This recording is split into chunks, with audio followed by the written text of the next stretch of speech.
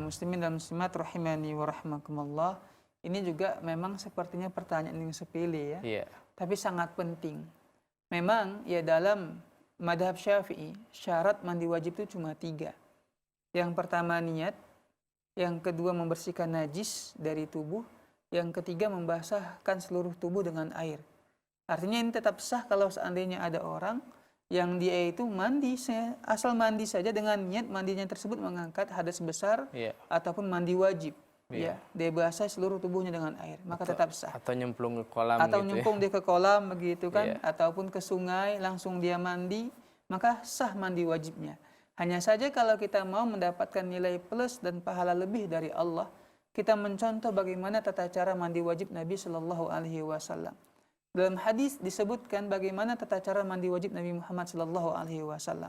Yang pertama ialah beliau beristinja, ya, membersihkan bagian bawahnya, ya, atau bahasa kita cebok, karena dikhawatirkan ada tersisa ya najis ataupun hal-hal yang lain ya di dalam tubuh kita atau dari tubuh kita, maka harus istinja terlebih dahulu. Kemudian yang kedua, Nabi Shallallahu Alaihi Wasallam setelah beliau bersihkan tangannya karena baru memegang tempat najis, beliau bersihkan, kemudian beliau berwudu seperti hendak sholat. Berwudu beliau seperti kita hendak sholat. Nah setelah itu, ya memang ada 2 riwayat, kecuali kaki yang tidak dibasuh. Riwayat yang menyebutkan, ya seperti Nabi sholat, ya sampai kaki beliau berwudu. Kemudian setelah itu Nabi Shallallahu Alaihi Wasallam mengambil air, kemudian membasuh rambutnya seperti keramas. Ya tujuannya ialah supaya air masuk ke sela-sela rambut kulit kepalanya, ya seperti keramas. Nah setelah itu disunahkan ya menyiram bagian kanan terlebih dahulu, baru bagian kiri terlebih dahulu. Setelah itu mandi seperti biasa. Mau pakai sampo, sabun silahkan.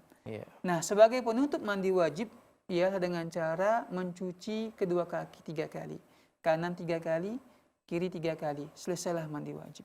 Itu yang Nabi Shallallahu Alaihi Wasallam lakukan dan beliau praktekkan, disampaikan kepada kita untuk kita contoh agar kita bisa mendapatkan pahala dari Allah Subhanahu wa taala. Wallahu taala a'lam.